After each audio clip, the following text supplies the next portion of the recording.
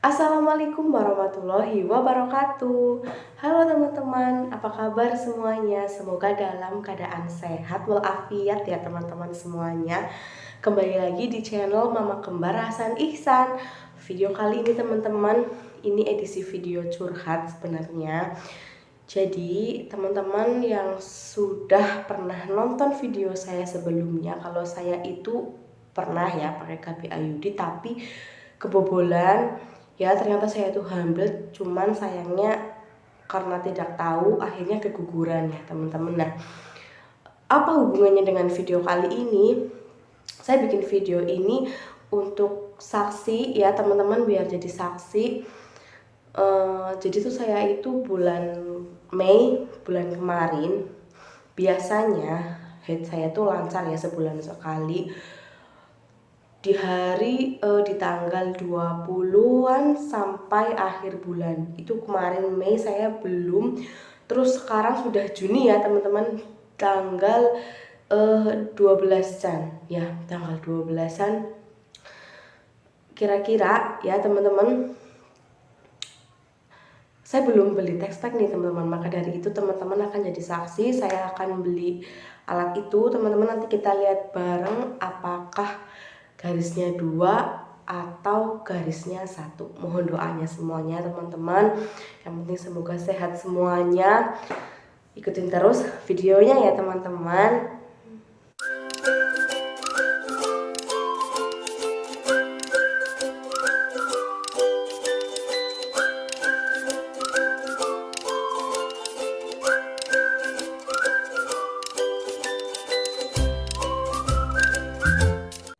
Assalamualaikum warahmatullahi wabarakatuh. Halo teman-teman, apa kabar semuanya? Semoga dalam keadaan sehat walafiat.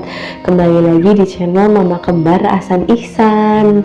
Teman-teman, video kali ini adalah video curhat ya teman-teman. Seperti bukaan di awal video, sebenarnya saya itu memang niatnya mau bikin video prank teman-teman. Saya itu telat kisaran 2 minggu pengen bikin video prank. Nanti saya merah-merahin garis 2 gitu teman-teman, saya kasih ke suami, saya bikin videonya. Jadi terkejut, tapi ternyata malah saya yang terkejut setelah membeli test pack ya teman-teman. Ternyata garisnya 2 teman-teman. Ini video yang sebelumnya itu udah lama ya, bulan lalu saya bikin video ini. Ya lumayan deg-degan juga, takut teman-teman, tapi saya pengen banget cerita, pengen sharing ke teman-teman semua, tidak ada unsur pamer sama sekali ya teman-teman. Jadi ceritanya seperti itu. Terus besoknya saya ke puskesmas, lanjut dirujuk ke rumah sakit untuk pelepasan IUD ya teman-teman. Semua tahu saya masih menggunakan IUD pasang tahun lalu, belum lama ya, masih ada videonya. Saya sharing juga di channel YouTube saya, bisa cek nanti linknya di description box video ini. Berat ya teman-teman mau cerita ini ya. Setelah itu, setelah sudah ke puskesmas, ke dokter, dilepas IUD di USG, ternyata usia kandungannya 4 minggu teman-teman. Pada saat itu dokter tidak berkata apa-apa, hanya menyuruh minum obat penguat kandungan selama 1 minggu. Kondisi rahimnya sehat ya teman-teman, tidak menyuruh bed rest sih, cuma hanya istirahat saja, jangan terlalu kecapean, suruh minum obat penguat kandungan. Nanti 1 minggu balik lagi. Lah setelah 1 minggu itu saya balik lagi teman-teman di USG, ternyata sudah ada detak jantungnya, sudah memasuki 5 minggu ya teman-teman. Alhamdulillah, sebenarnya sangat berat sekali ini, karena pada saat suami saya tahu, bukan tidak menginginkan ya teman-teman, maksudnya kan saya sudah punya 2 anak dan yang satunya berkebutuhan khusus, teman-teman semua tahu. Jadi untuk memiliki anak lagi itu sebenarnya di luar rencana. Pada saat suami tahu, disuruh untuk tidak melanjutkan sebetulnya, tapi dosa ya teman-teman. Saya cuma berusaha, ya Allah, saya jaga makanan, saya jaga kesehatan, saya jaga mental juga, mencoba menerima semuanya. Di luar sana banyak yang sulit mungkin, tapi saya diberikan kemudahan, berarti saya dipercaya lagi. Alhamdulillah, insya Allah saya jaga. Alhamdulillah, setelah itu pada saat 1 minggunya saya USG ternyata sudah ada detak jantungnya. Saya merasa senang ya teman-teman, seperti ibu hamil pada umumnya, karena tidak menyangka ada sebuah keajaiban, ada kehidupan di rahim saya ya teman-teman. Rasanya senang. Oke, kita lanjutkan kandungan ini. Nah, kok bisa sih, kalau yang tahun lalu kan saya keguguran ya teman-teman. Lah, kok bisa? Karena tahun lalu saya tidak tahu kalau saya sedang hamil. Jadi IUD-nya itu masih menempel, terus karena saya kerjanya motoran, terus mungkin tergesek-gesek oleh IUD-nya. Pada saat itu saya kira head ya teman-teman, ternyata itu adalah darah bakal janinnya ya teman-teman. Ada videonya juga, saya pernah sharing juga di sini. Nah, kalau yang ini bagaimana ceritanya? Kalau yang ini itu saya ada teman pernah minta pembalut ke saya ya, jadi buat acuan kan sama nih, saya lagi haid juga, teman saya sedang haid, jadi buat acuan, oh kalau dia sedang haid saya juga berarti sedang haid juga lah. Pada saat itu, bulan itu, teman saya mengeluh sedang tidak enak badan, katanya sedang haid lah. Jadi saya nampang awak sendiri, kok saya belum haid ya. Terus saya pikir mungkin saya sedang stres aja, sedang banyak pikiran mungkin gitu. Jadi saya tunggu sampai 2 minggu. Akhirnya saya cerita ke suami kalau saya belum haid ya. Terus saya beli tes pack, ternyata hamil. Kalau yang tahun lalu itu saya tidak begitu memperhatikan, oh saya udah telat berapa minggu, itu tidak kayak teman-teman, ada videonya.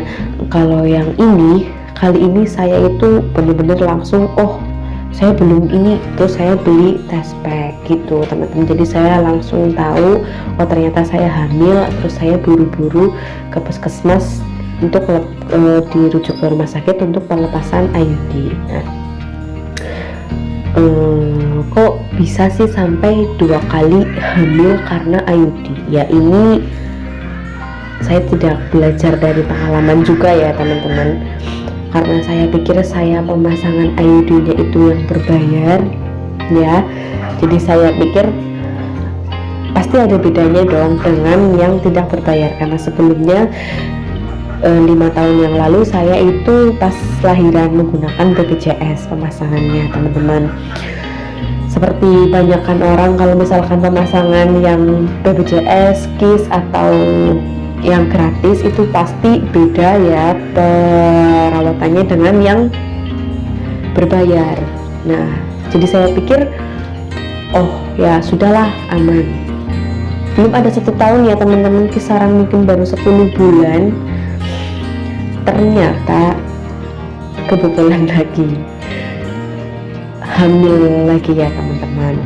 Ini kejadiannya ya, bagaimana saya sudah berusaha tidak maksudnya sudah menggunakan KB, tapi ternyata kuasa Allah lebih di atas segala-galanya ya teman-teman. Manusia hanya bisa berencana. Kalau mungkin sebab IUD-nya bergeser, kalau dari rahim sih aman ya teman-teman. Bisa jadi mensnya itu banyak, darah haidnya itu banyak. Bisa jadi memang kalau saya sedang haid itu darahnya lumayan banyak ya teman-teman. Terus yang kedua, karena saya pribadi sih berpikir karena saya kan sering pakai motor, terakhir belum lama 3 bulan atau 2 bulan yang lalu sebelum saya tes pack itu saya jatuh dari motor teman-teman ya. Mungkin itu juga menyebabkan bergeser, tapi tidak parah sih jatuhnya ya. Mungkin kan tetap menjadikan bergeser ya IUD-nya. Kalau saya pribadi sih tidak apa-apa, cuma lecet saja sedikit gitu teman-teman. Mungkin ya Jadi kesimpulannya, buat teman-teman pengguna IUD, tidak ada bedanya ya ternyata antara yang berbayar atau gratis ya. IUD tetap harus dicek ya teman-teman, rajin dicek, konsultasikan dengan dokter saja, mungkin 6 bulan sekali atau 1 bulan sekali gitu. Jangan menyepelekan ya teman-teman, kalau memang teman-teman belum siap untuk dengan kehamilan yang berikutnya ya. Begitu mungkin saran dari saya, sharing dari saya. Jangan takut menggunakan IUD karena aman ya teman-teman. Di tubuh juga saya cocok sebenarnya, tapi entah kenapa ya kebetulan ya teman-teman. Padahal jangan menyepelekan juga, karena saya itu bisa dibilang 1 bulan paling 2 atau 3 kali ya teman-teman. Tidak yang kayak pengantin baru gitu loh. Jadi saya pikir untuk cek, wah kayaknya aman lah, saya hanya mengandalkan kayaknya aman lah gitu loh. Tapi ternyata di luar pemikiran manusia ya teman-teman. Semua sudah menjadi takdir, kita tidak pernah tahu ya. Begitu teman-teman, sekiranya saya mohon doanya buat teman-teman semua. Mungkin video ini tampil setelah video ini tayang setelah saya kandungan lebih dari 3 bulan ya teman-teman. Sekarang udah mau jalan kisaran 12 atau 13 minggu. Nanti saya lihat buku KIA nya. Mohon doanya, semoga saya bisa menjalaninya, kehamilan yang ketiga ini sehat walafiat, ibu dan dedek bayinya. Buat teman-teman semua yang nonton, yang pejuang garis 2, tetap semangat, semoga menular ya teman-teman, dikaruniai momongan. Dan yang pengguna IUD atau pengguna KB lainnya, jangan lupa untuk rajin kontrol dan konsultasi ke dokternya. Jangan pernah menyepelekan inilah itulah, jangan ya teman-teman. Oke, sekian video kali ini teman-teman. Terima kasih sudah menonton videonya. Nanti kita sharing-sharing lagi di video berikutnya ya teman-teman. Jangan lupa klik tombol subscribe-nya. Wassalamualaikum warahmatullahi wabarakatuh. Dadah.